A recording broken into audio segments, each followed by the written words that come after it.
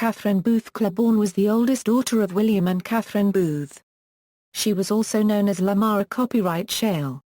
Early life: born in Gateshead, where her father was serving as a minister. During her childhood, Katie Booth was particularly close to William Booth's secretary, George Scott Railton, who lived with the Booth family for 10 years and acted as her spiritual mentor.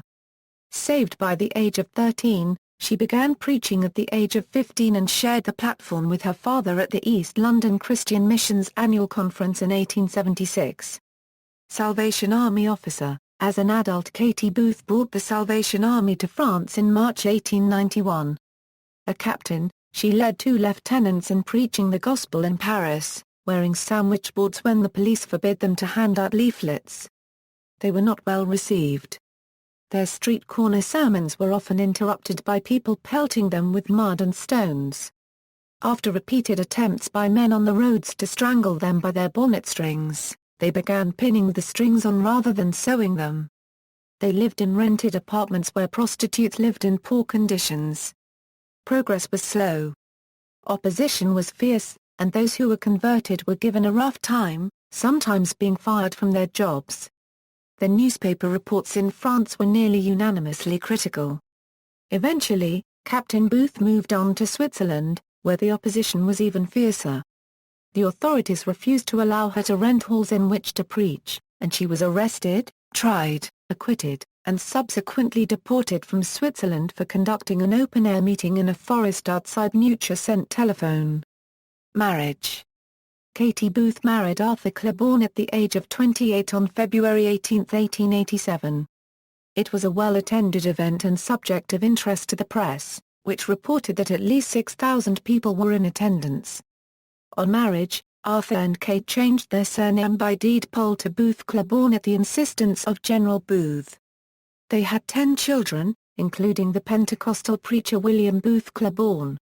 Following the birth of their 10th child, the Booth-Clibborns resigned from the Salvation Army in January 1902, unhappy at the restrictive nature of the Army's military style of government. At her husband's wish, Katie and the children traveled with him to the cult leader John Alexander Dowie's Zion City, a township about 40 miles north of Chicago.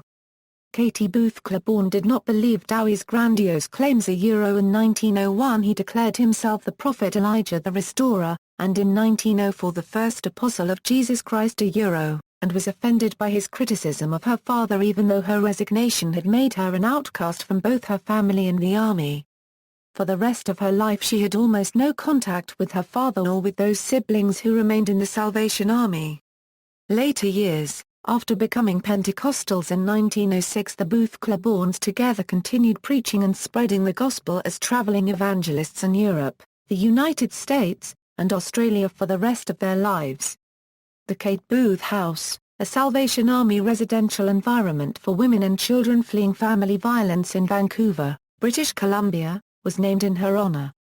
On her death from double pneumonia in 1955, Katie Booth-Clibborn was buried in Highgate Cemetery.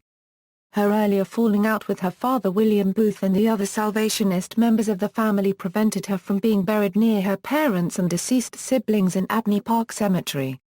Her grandson Stanley Eric Francis Booth-Clibborn became the Anglican Bishop of Manchester. References